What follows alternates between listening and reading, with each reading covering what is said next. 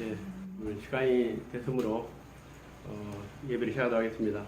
오늘 영상을 보신 분들은 부득이하게 오늘 스트리밍이 동시로 안 되는 바람에 시간 동시 예배를 못 드리고 아마 그럴 겁니다. 불편한 점이 있으신 거 좀 안타깝고 또 죄송스럽게 생각하고 또 여러 가지 또 유튜브에 조건이 있다 보니까 잘 안 됐습니다. 이제 오늘까지 이렇게 온라인 영상을 하지만 또 다음 주에는 현장 예배로 드리면서 또 함께 하지 못하신 분들은 온라인 예배 같이 동시에 하도록 그렇게 하겠습니다. 네, 우리 다 같이 사도신경으로 신앙 고백 드리심으로 예배를 시작하도록 하겠습니다. 전능하사 천지를 만드신 하나님 아버지를 내가 믿사오니 그의 아들 우리 주 예수 그리스도를 믿사오니 이는 성령으로 잉태하사 동정녀 마리아에게 나시고 본디오 빌라도에게 고난을 받으사 십자가에 못 박혀 죽으시고 장사지 사흘 만에 죽은 자 가운데서 다시 살아나시며 하늘 오르사 전능하신 하나님 인fin에 앉아 계시다가 저리부터 산 자와 죽은 자를 심판하러 오시리라. 성령을 믿사오니 거룩한 공예와 성도가 서로 교통하는 것과 죄를 사하여 주시는 것과 몸이 다시 사는 것과 영원히 사는 것을 믿사옵나이다. 아멘. 살아계신 아버지 하나님 감사합니다. 오늘도 우리 주님 앞에 영광과 찬양과 존귀와 예배를 돌려드립니다. 우리가 같은 장소에서 함께 예배하지 못하지만은 오늘 주님을 찾고 부르는 사랑하는 모든 성도들을 오늘 기억하시고 우리가 같은 마음으로 같은 믿음으로 우리 주님 앞에 예배합니다. 예배한 자 찾으신 주님께 친히 함께하여 주셔서 예배가 참으로 복된 예배가 되게 하시고 우리 주님을 만나는 예배가 되게 하시고 오늘 하나님의 구원이 우리뿐만 아니라 사랑하는 모든 성도들의 가정에 오늘 충만하게 임하는 그런 예배가 되기를 원합니다. 예배를 흠양하시고 온전히 영광 받아주시기를 간절히 바라고 나오며 살아계신 예수님 이름으로 감사하며 기도드리옵나이다. 아멘. 우리 찬송가 446장입니다. 같이 부르시겠습니다.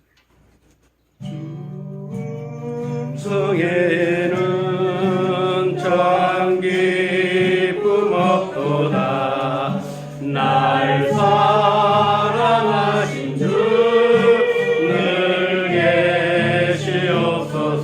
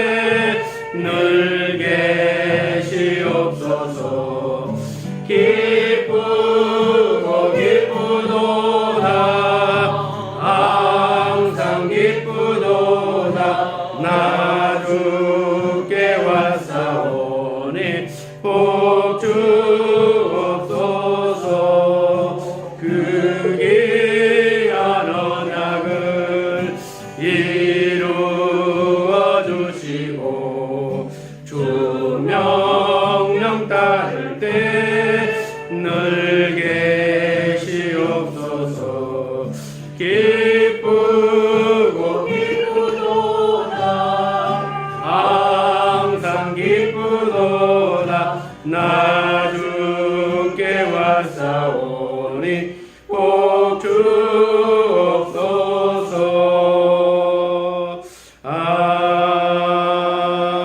아멘. 네, 다시 한번 예배를 일단 기도드리겠습니다. 좋으신 아버지 하나님 감사합니다. 2021년부터 시작된 이 지긋지긋한 코로나 때문에 우리의 많은 삶의 변화가 있었습니다. 그 중에서도 우리가 함께 모여서 예배하지 못하는 이 어려움과 불편함이 있습니다. 살아계신 아버지 하나님, 그럼에도 불구하고 우리가 주님을 사모하는 마음이 변치 않게 하시고 우리가 주님 믿는 믿음이 더욱더 강해질 수 있도록 하나님께서 은혜를 더해 주시되, 오늘 우리가 함께 모이지 못했지만은 있는 초대에서 하나님을 부르고 찬양할 때, 예배할 때 오늘 친히 찾아가 주시고 우리의 모든 기도를 흠양하시고 연락하시며 하나님의 은혜와 놀라우신 축복을 부어주시기를 간절히 바라고 원합니다. 우리 아버지 하나님, 오늘 특별히 오늘 예배할 때에 우리의 간구함과 우리의 기도와 소원이 있습니다.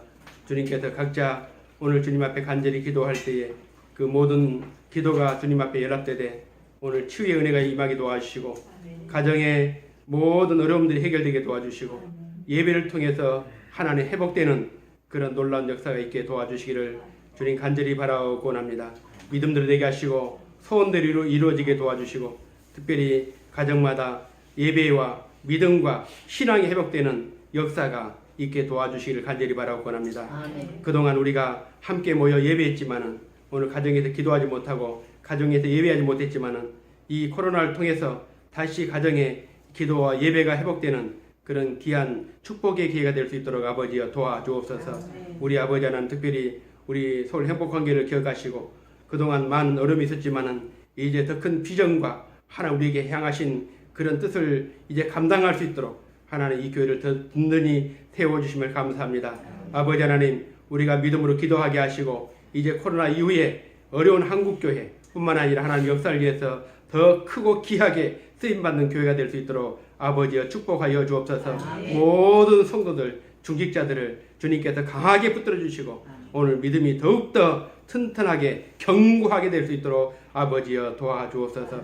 오늘도 주신 말씀을 우리가 함께 나누기로 합니다. 주님 함께하여 주시고 비록 이 세상이 강한 같지만은 제약이 세상의 관영 같지만은 오늘 이 땅에 뿌려진 겨자씨 같은 하나님 나라가 결국에는 아버지 모든 세상의 죄와 어둠을 이기고 왕성한 그리고 거룩한 하나님 나라로 아버지 하나님이 부흥될 줄로 믿습니다. 주님 함께하여 주시고 예배를 축복하여 주시고 연락하여 주옵소서. 다시 한번 감사드리며 살아계신 예수님 이름으로 감사하며 기도드리옵나이다. 아멘. 예. 오늘 하나님 말씀은 누가복음 13장입니다. 예, 누가복음 13장 18절에서 21절의 말씀. 누가복음 13장 18절에서 21절 말씀 우리 같이 한번 봉독하겠습니다. 그러므로 예수께서 이르시되 하나님의 나라가 무엇과 같으리까? 내가 무엇으로 비교할까? 마치 사람이 자기 제도밭에 갖다 심은 겨자씨 하나를 같으니 자라 나무가 되어 공중의 새들이 그 가지에 깃들였느니라. 또 이르시되 내가 하나님의 나라를 무엇으로 비교할까? 마치 여자가 가루 서말 속에 갖다 넣어 전부 부풀게 한 누룩과 같으니라 하셨더라. 아멘. 예, 오늘 이 본문을 가지고 하나님 나라는 마치 겨자씨와 같이 라는 제목으로 말씀 나누고자 합니다. 중세시대 이 교회 역사에 있어서 굉장히 중요한 사건이 일어납니다. 여러분 잘 아시겠지만은 1077년도에 카노사의 굴욕이라는 그 사건입니다. 이제 주교 임명은 당연히 이제 교회가 해야 된다고 생각했지만은 당시에는 이제 로마 황제가 임명을 하던 때가 있었습니다. 주교 임명권을 가지고 로마 황제와 교황이 서로 대립하게 됩니다. 당연히 이제 교회는 주교 임명은 교황이 해야 된다고 했고 또 황제는 그동안 자기의 기득권이 있었기 때문에 이걸 계속 주장하게 됩니다. 결국 이것이 이제 문제가 돼서 먼저 황제가 교황을 파문시켜 버립니다. 그러자 이제 또 교황 역시도 또 황제를 파문시키는 서로 이것이 이제 큰 충돌이 되고 결국에는 이제 이 대립은 교황청이 승리하게 됩니다. 그래서 1077년도 1월달 굉장히 추운 때인데 황제가 이탈리아 북부에 있는 그 카노사 성에 찾아가서 3일 동안 성 밖에서 눈 위에서 무릎 꿇고 교황에게 사죄했던 그런 역사가 바로 이 카노사의 굴욕입니다. 이 사건은 뭐냐면은 하늘 아래 태양이 과연 두 개가 되냐, 세상 권력과 교회의 권력이 충돌했던 때입니다. 결국 이제 교회가 세상을 이겼던 그게 바로 이제 이 사건인데, 사실 그때까지만 그 전까지만 해도 교회가 감히 세상 권력과 맞선다는 것이 상상이 안 됐을 겁니다. 그런데 이 사건을 계기로 이제 교회가 세상을 이길 수 있다, 이런 자신감, 그 역사가 돼버린 겁니다. 특히 이제 종교개혁 시대 때 보면은 칼빈의 2세가 대단했습니다. 칼빈이 1536년도에 제네바 교회에 담임으로 가게 됩니다. 보통 이제 교회를 가게 되면 교회 정관도 바꾸고 그러지 않습니까? 그때 이제 이 칼빈이 교회 규정을 새로 만들게 되는데, 이 교회 규정, 우리가 정관이죠. 이 교회 규정에 의하면은 제네바 교회 규정은 제네바에 사는 모든 시민들이 여기에 서명하도록 그렇게 규정을 만듭니다. 근데 이 규정에 보면은 이 제네바 시민들은 모두 이 카톨릭을 떠나서 칼빈의 교리를 믿어야 된다. 이게 첫 번째 아주 조건입니다. 그리고 여기에 반대하는 사람들은 제네바를 떠나든지 아니면 제네바 시민권을 상실할 것이다. 그리고 이제 이것 때문에 이제 제네바 시내가 그날부터 이제 그리고 뭐 술 먹고 노름하고 춤추는 문화가 완전히 사라졌다고 합니다. 교회가 완전히 세상을 다 장악한 겁니다.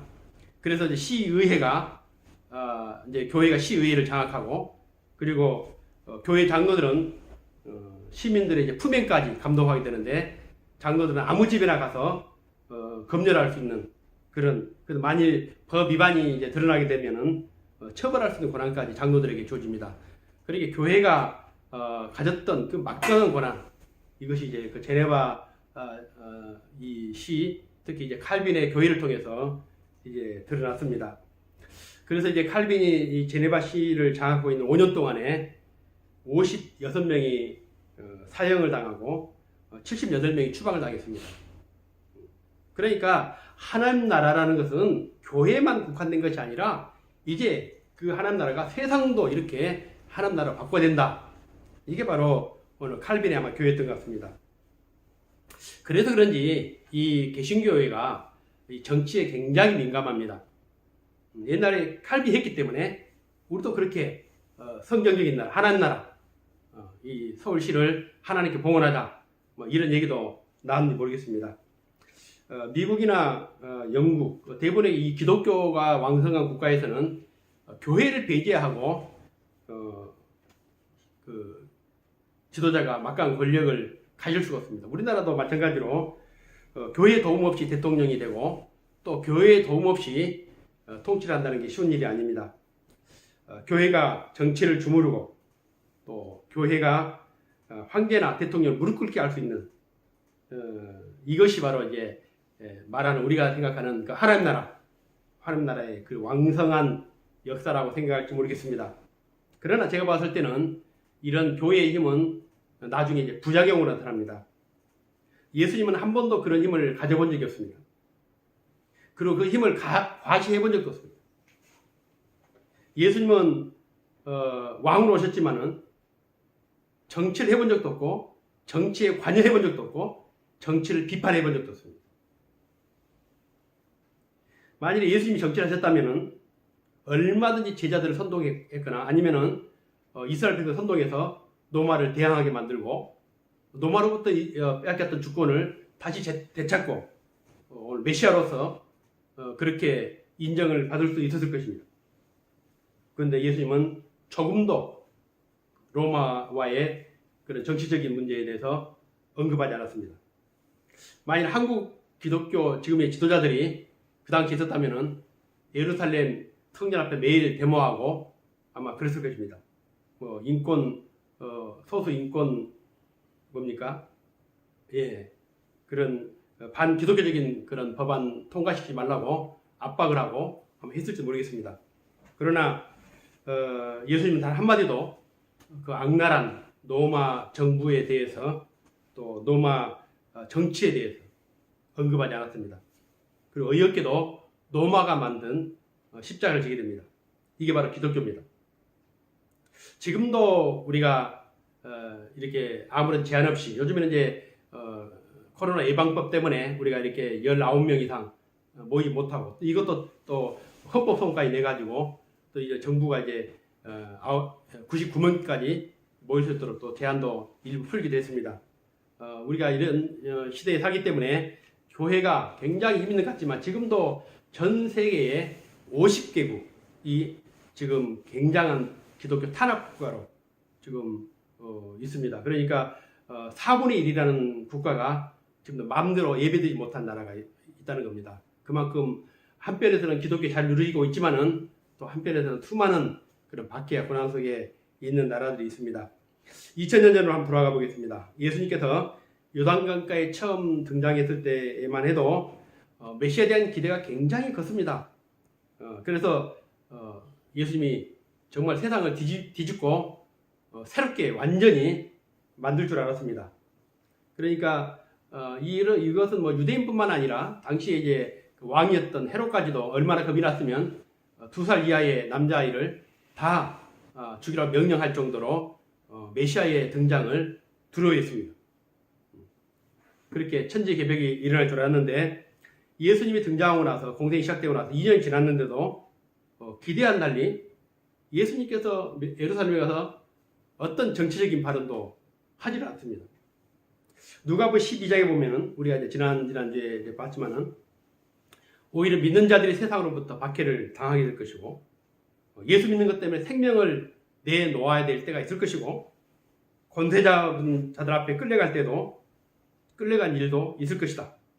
이제 예수님에 대한 기대가 점점점 실망으로 바뀌게 되는 그런 이제 그 계기가 됩니다. 과연 우리가 기대했던 하나님 나라가 올 것인가? 근데 이때 드디어 예수님께서 하나님 나라에 대한 설교를 하기 시작합니다. 물론 이전에 갈릴리에서 예수님께서 씨 뿌리는 비유를 하셨지만은 오늘 좀 더 어찌 보면은 더 확실하게 이제 하나님 나라라는 주제로 설교를 하시는데 13장 18절에 그러므로 예수께서 이르시되 하나님 나라가 무엇과 같을까? 이제 비유를 해서 말씀하시는데 내가 무엇으로 비교할까? 마치 사람이 자기 채소밭에 갖다 심은 겨자씨 하늘 같으니 자라 나무가 되어 공중의 새들이 그 가지에 깃들였느니라. 예수님 말씀하시는 이 하나님 나라, 이 하나님 어떤 나라인가? 오늘 하나님 나라를 바라보고 있는 기대하는 우리들에게 굉장히 중요한 설교입니다. 하나님 나라는 천지가 계획한 것처럼 오지 않는다. 작은 시작. 여기 보면 뭐라 했습니까? 겨자씨 하늘 같은 이런 아주 미약하고 미미하고 존재감도 없는 그렇게 하나님 나라가 시작된다는 겁니다. 오늘 이 본문은 사실상 이제 10절부터 시작됩니다. 본문의 설교가 18절부터지만은 그 내용은 10절부터 시작되는데 안식일에 해당해서 예수님께서 18년 동안 귀신이 들려가지고 허리도 펴지 못한 한 여자를 만나게 됩니다. 예수님께서 그 여자를 안수하시니까 그 여자가 허리가 펴지고 하나님께 영광을 돌리는 그 사건이 있었는데 자, 하나님 나라가 어떻게 임하느냐? 바로 이렇게 임한다는 겁니다. 그러면서 오늘 18절에 오늘 겨자씨 말씀을 하시는 겁니다. 다시 말하면 어떤 한 사람이 예수님을 만나고 예수님의 치유를 경험하고 예수의 복음을 만나고 그러면서 은혜를 받고 기도가 회복되고 믿음이 회복되고 하나님의 자녀가 되고 그래서 삶이 변화되고 거듭난 사람이 되고 이것이 하나님 나라는 거죠. 역사가 바뀌고 정권이 바뀌고 기독교가 세상을 지배하는 그런 변화의 하나님 나라가 아니라 어떤 한 인간에게 한 사람에게 고통과 고난 속에 십수년을 살았던 한 여인에게 예수님을 만난 그 사건이 그 속에서 변화가 일어나고 치유가 일어나고 회복이 일어나는 이것이 하나님 나라다. 이런 말씀입니다. 진짜 하나님 나라는 그래서 우리들의 영적인 변화, 내적인 변화 없이는 올 수가 없는 겁니다. 어느 자고 나니까 우리나라의 정권이 기독교 원한대로 바뀌고 이렇게 오는 것이 아니라는 거죠. 오늘 한 사람 한 사람, 오늘 성도들의 영적인 변화 없이는 결코 하나님 나라가 올 수 없다는 겁니다. 그래서 성경에는 너는 내 백성이 되라, 나는 너희의 하나님 되리라. 이게 오늘 우리 주님 말씀하신 겁니다. 하나님 나라는 18년 동안 귀신 들려 고통 속에 살아가는 오늘 여자가 예수님을 만나서 회복되듯이 오늘 저와 여러분이 오늘 이 짧은 예배지만 이 예배를 통해서 말씀을 통해서 변을 받고 은혜를 받고 회복되는 이것이 오늘 하나님 나라의 마치 겨자씨가 뿌려지는 그런 하나님 나라의 시작이라는 겁니다. 누가복음 7장에 보면 세례 요한이 감옥에 갇혔을 때에 제자들을 예수님께 보내지 않습니까? 그러니까 세례 요한까지도 예수님을 오해합니다. 내가 기대하기로는, 내가 알기로는 메시아는 이런 분이었는데 어떻게 2년 동안 2년 지나고 변화가 없냐 이거죠. 뭐가 바뀌었습니까? 여전히 바리새인들, 서기관들, 로마의 이스라엘의 정치 지도자들이, 유대교들이 세상을 통치하고 있었고 조금도 변화가 일어나지 않았습니다. 그러니까 오늘 세례 요한이 사람을 보내가지고 정말 오실 그분이 당신 맞습니까? 라고 확인까지 합니다. 어떻게 당신이 메시아라면 이렇게 로마가 통치하는 이 시대를 용납하고 용인하고 침묵하고 매일마다 복음만 전하는 이렇게 해서 세상이 바뀌겠느냐. 이사야 66장 15절을 보면 이렇게 하나님 나라를 예언합니다. 보라, 여호와께서 불을 둘러싸여 강림하시리니 그 수레들은 해오리 바람 같으리로다. 그가 혁혁한 이새로 노여움을 나타내시며 맹렬한 화염으로 책망할지니라. 이렇게 하나님 나라가 임할 때에 그 말할 수 없는 그 불 속에서 하나님이 나타나셔가지고 그 노여움과 하나님의 분노를 세상에 부으실 것이다. 그래서 구약의 예언들을 보면은 하나님께서 불에 쌓여서 마치 토네이도처럼 막 그냥 세상을 흔들어 버리는 그렇게 강림할 줄 알았습니다. 왜냐하면 사실 이 소돔과 고모라의 멸망 심판을 보시면 진짜 불이 내렸거든요. 그러니까 구약 시대에 그런 하나님 나라라는 것은 그런 식으로 임할 줄 알았습니다. 모든 성이 불타고 원수들이 쓰러지고 특히 이제 이 땅에 좀 박해받은 나라들이 그 지도자들이 하나님 심판을 받고 김정은이가 하나님 앞에 큰 심판을 받는 그런 역사가 올 줄 알았습니다. 그런데 그리 못했다는 겁니다. 오늘 예수님께서 그런 세례 요한의 제자들이 7장 22절에 누가복음 7장 22절 이렇게 말씀합니다. 예수께 대답하여 이르시되 너희가 가서 보고 들은 것을 요한에게 알리되 오늘 하나님 나라라는 것은 그렇게 오는 것이 아니라 맹인이 보며 못 걷는 사람이 걸으며 나병 환자가 깨끗함을 받으며 기먹은 사람이 들으며 죽은 자가 살아나며 가난한 자에게 복음이 전파된다 하라. 무슨 말인지 압니까? 오늘 이 예수님이 제자들을 세례 요한에게 보내서 하신 말씀이 바로 이 하나님 나라인데 하나님 나라는 것은 뭐냐? 이런 우리가 살고 있는 정치의 시대에 바뀐 게 아니라는 겁니다.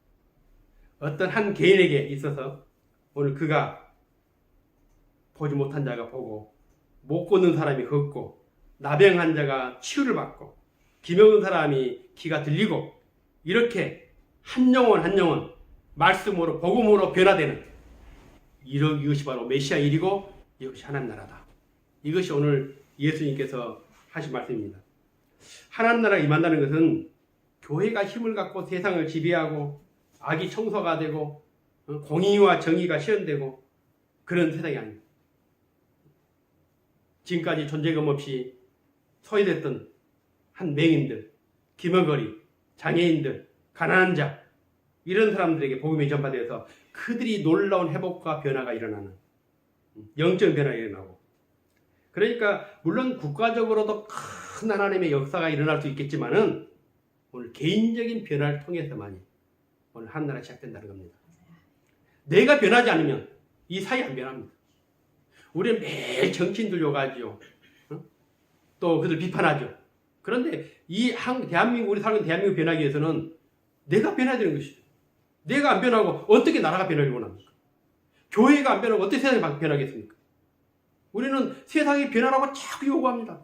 기독교인들이 강화문 광장에 모여가지고 막 데모를 하고 매일마다 정부에 대해서 요구를 합니다. 그런데 오늘 예수님은 우리가 먼저 변하라는 겁니다. 대한민국의 지금 기독교인들이 뭐 15%, 20%입니다. 20%가 변하면 이 나라 변하게 되는 것이죠. 근데 지금 교회가 변했습니까? 안 변했습니다.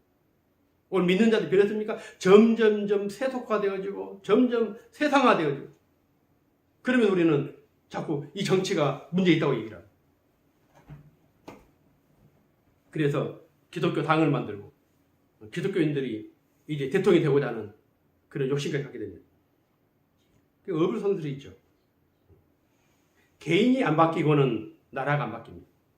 교회가 안 바뀌고는 사회가 안 바뀝니다.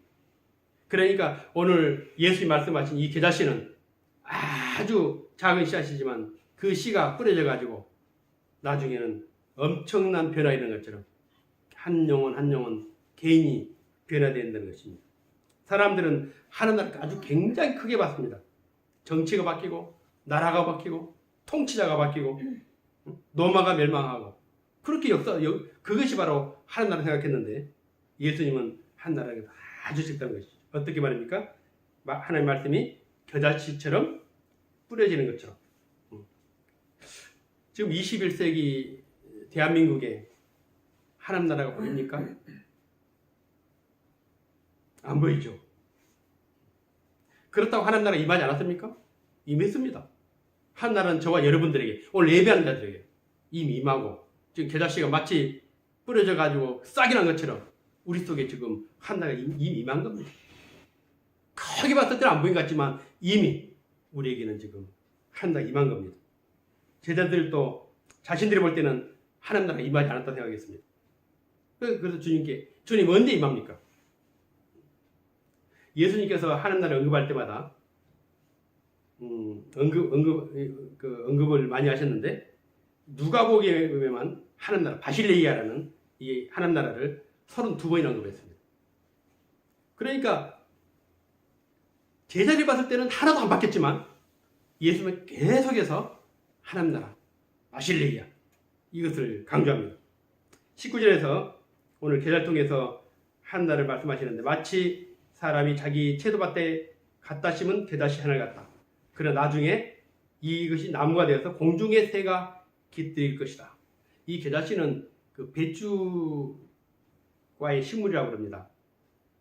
저는 씨름 봤는데 직접 이스라엘 가서 보진 않았지만 제가 씨는 본 적이 있습니다. 씨앗 중에서 가장 작은 씨앗이다. 근데 제가 보니까 씨앗 중에 가장 작은 씨앗이 아니라 들깨보다 약간 적습니다. 보신 분들도 있을 겁니다. 근데 이제 우리나라 사람들이 성경을 읽어가지고 성경에는 씨앗 중에 제일 작은 씨앗인데 이게 무슨 겨자씨냐. 그러니까 우리나라 사람들이 가면은 이스라엘 사람들이 겨자씨가 아닌 그보다 더 작은 씨를 보여주면서 이게 겨자씨를 한다는 겁니다. 그래서 그거를 가져온다는 겁니다. 그래서 실제로 이제 제가 겨자씨 보니까 굉장히 커요. 생각보다는 이게 이렇게 클 수가 있나. 근데 약간 들깨보다 약간 적은데 한국 사람들은 이스라엘 가져온 거는 진짜 겨자씨가 아닙니다. 고사님 가져오셨죠? 네, 아닐 수 있다는 겁니다. 근데 이것이 이제 우리나라에서 뿌리면은 한 1m 정도 자라는데 이스라엘 같은 데서는 한 1m까지 자라는. 씨는 적은데 우리가 뭐 들깨도 딱 심어 놓으면은 이만큼 크지 않습니까? 그렇게 그런 씨앗을 생각하면 될 것 같습니다. 근데 이 겨자씨와 하나님 나라가 무슨 관계가 있는가 하면은 아주 보잘것없죠. 작은 씨앗이죠. 그런데 이것이 뿌려지면 머지않아 이 하나님 나라가 나로부터 시작해서 이 교회부터 시작해서 오늘 예루살렘, 유대와 사마리아와 땅끝까지 오늘 온 세계를 점령하는. 여러분 우리나라 보면은 예레 신물이 들어오지 않습니까? 근데 어떻게 들어오는지 모르겠지만 지금 온 천지가 어느 순간에 예레 신물을 쫙 펼쳐졌습니까? 그렇게 하나님 나라가 오는 것입니다. 그래서 예수님은 하나님 나라를 설명할 때마다 이 씨를 비유했는데 마태복음 마가복음 4장에도 그렇죠. 마태복음 13장에도 그렇죠. 그리고 누가복음 7장에서도 역시 씨 뿌린 자의 비유를 통해서 이렇게 돌가에 길가에 뿌려지고 돌밭에 뿌려지고 또 가시떨기에 뿌려지고 그 중에 하나가 옥토밭에 뿌려지면 100배, 60배, 30배 결실을 맺게 될 것이다. 이것이 바로 복음이고 하나님 나라다. 나약하고 힘없고 보잘것없지만 하나만 제대로 뿌려진다면, 그러니까 우리가 지금 오늘 하나님 밭에 뿌려진 씨앗입니다. 엄청난 앞으로 세계를 우리를 통해 하는 역사를 하실 수도 있다는 것입니다. 그런데 우리가 그 다음에 보면 이제 두 번째 또 말씀하시는데 21절부터는 누룩에 대한 비유를 합니다. 우리가 읽었지만은 여자가 가루 서말 속에 갖다 너 전부 부풀게 한 누룩과 같다. 이게 바로 하나님 나라다. 서말이면 10명이 먹을 수 있는 양입니다. 엄청난 양이죠. 근데 밀가루 반죽에 누룩이라는 효모를 좀 집어넣지 않습니까? 그러면은 아무리 그걸 누르고 있어도 이 부푸는 것을 막을 수가 없습니다. 그게 바로 이 누룩의 힘입니다. 그러니까 우리가 핍박이 오고 박해가 오고 교회의 문을 폐쇄를 하고 아무리 엄청난 환란이 온다 할지라도 오늘 이 땅에 이미 시작된 하나님 나라를 막을 수 없는 겁니다. 우리가 그동안 얼마나 힘들었습니까? 원수들이 얼마나 우리 교회를 박했습니까? 그래도 하나님의 나라는 막을 수 없는 겁니다. 하나님 왜 우리를 여기에 모이게 하신 줄 아십니까? 하나님 나라가 어떻게 임하는지 하나님 우리를 통해서 보여주시고자 하실 겁니다. 그래서 우리가 몇 명 모여서 예배를 하고 기도를 드리고 야 저렇게 해서 뭐를 할까? 그러나 여러분 몇 사람이 변화만 되면, 우리가 변화되면 오늘 마치 가루 속에 누룩 하나가 떨어져 가지고 서만을 부풀간 것처럼 엄청난 역사, 영적인 역사가 일어날 것입니다. 지금 하나님께서 겨자씨같이 마치 누룩 같은 우리 서울 행복한 교회, 존재감도 없죠. 대형 교회들이 판치는 이 속에서 우리 교회 뭘 하겠습니까? 그러나 우리가 기도하고 우리가 꿈꾸는 이 하나님 나라가 이 교회를 통해서 지금 이미 실현되고 있고 이미 추진되고 있습니다. 엄청난 역사가 일어날 것이고 하나님은 마치 겨자씨가 나중에 땅에 떨어져 가지고 큰 나무가 돼 가지고 새가 깃든 것처럼 그런 한국교회와 선교 역사에 귀하게 쓰임받는 날이 올 줄 믿습니다. 하나님 나라는 이처럼 그 시작이 웅장하지도 않았고 대단하지도 않고 겨자씨와 같이 눈에 보이지도 않고 아무에게도 주목받지 못했지만은 그 씨앗이 바로 예수님이시고 그 씨앗이 말씀이 되죠. 그러니까 우리는 실패해도 예수님 실패하지 않습니다. 복음이 실패합니까? 세상에 비하면 너무 보잘것없었습니다. 예수님이 오셨던 1세기로 돌아가면 예수를 속였던 세례요한은 목이 베어 죽게 되고 예수님 자신은 예수님의 11 제자들은 다 순교했습니다. 칼에 베이고 옥에 갇히고 톱에 체험을 당하고 양과 염소에 가죽을 입고 유리하고 궁핍하고 이게 제자들이었고 이게 믿는 자들이었습니다. 이것뿐만 아닙니다. 유대인들은 예수님이 오셨던 그 유대 땅에서 이제 복음을 추방해버렸죠. 거기다가 교회는 수백 년 동안 예수님 때문에 핍박을 당해야 됐고 나중에는 이제 그 많은 유럽의 교회들이 이슬람에 정복됐습니다. 그러니까 이 역사를 보면서 뭐라 하냐면 이 기독교는 가짜다. 절대 하나님 나라가 올 수 없다.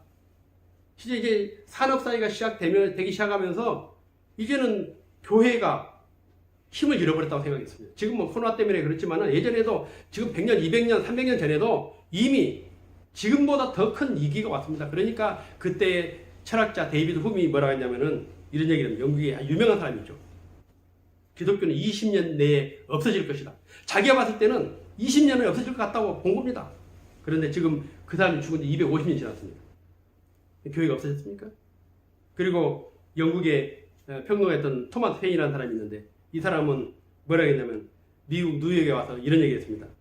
5년 내에 미국에서 성경이 사라질 것이다. 근데 그때가 이제 지금보다 110년 전입니다. 근데 지금 110년 지났는데 교회 미국에서 성경이 없어졌습니까?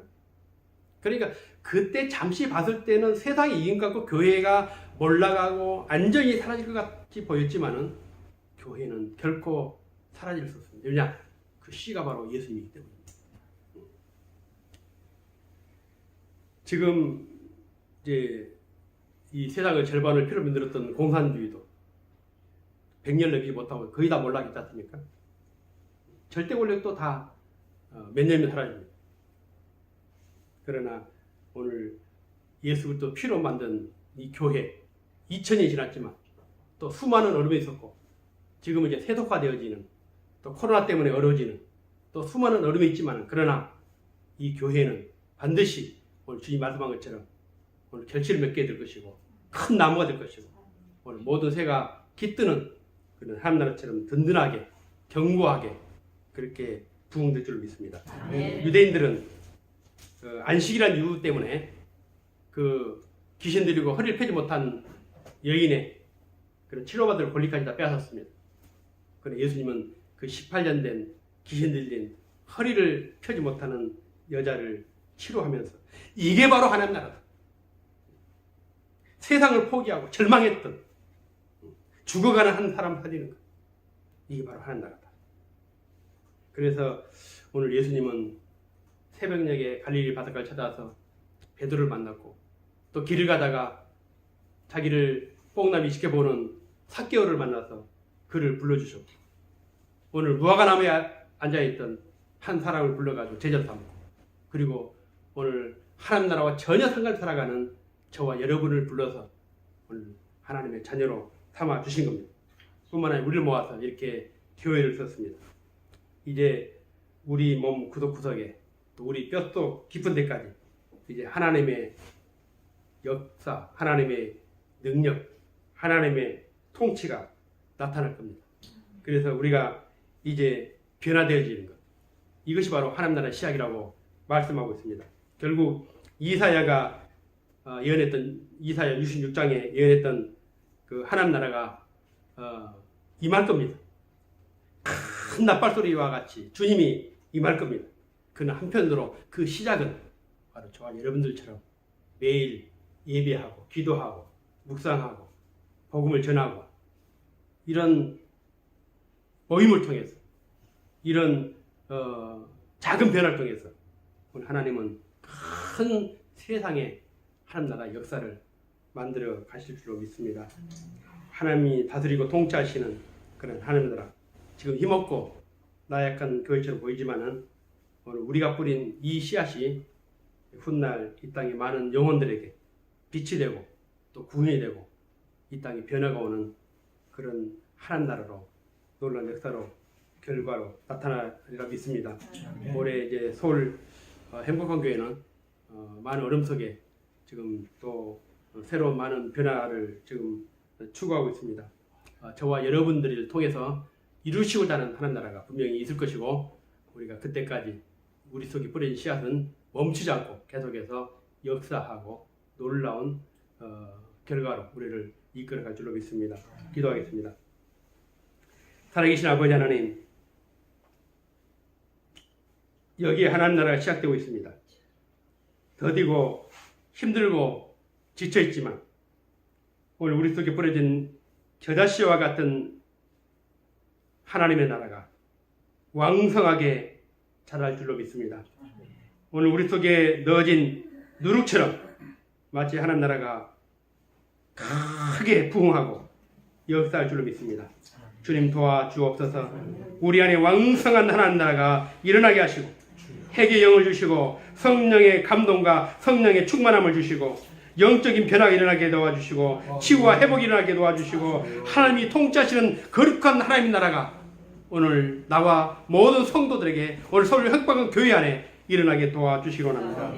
그래서 서울 행복한 교회가 이제 코로나 이후에 어려진 한국교회 이 땅의 선교의 역사를 감당하기 위해서 오늘 하나님이 크게 들어 사용하여 주시는 그래서 이 땅에 하나님 나라가 완성되는 그런 귀한 도구로 사용해 주시기를 주님 간절히 바라고 합니다.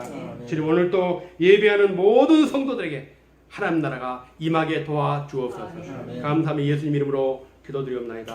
아멘. 찬송가 446장 3절 4절 같이 부르시겠습니다.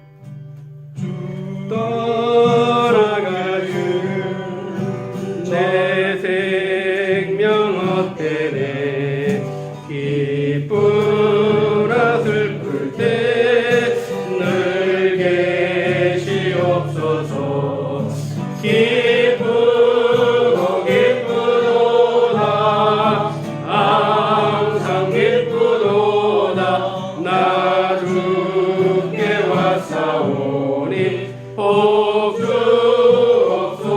복주옵소서 그게 언약을 이루어 주시고 주 명령 따를 때 늘 계시옵소서 기쁘고 기쁘도다 항상 기쁘도다 나 주께 왔사오니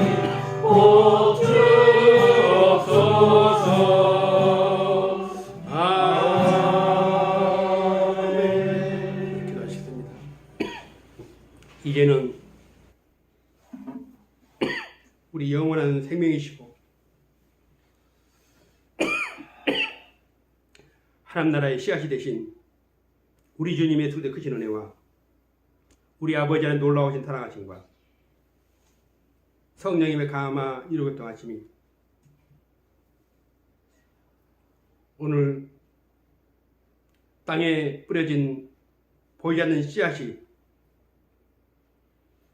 뿌리를 내리고 나무처럼 자라고 온 세상을 뒤덮는 것처럼 이 땅에 나를 통해서 이루어질 하나님 나라를 소망하며 믿음으로 더욱더 하늘을 갈망하며 살기로 하는 사랑하는 귀한 성도들 머리에 저들 가정에 자녀들의 교회에 그리고 생업에 이제부터 영원토록 영원히 함께 있을지어다. 아멘.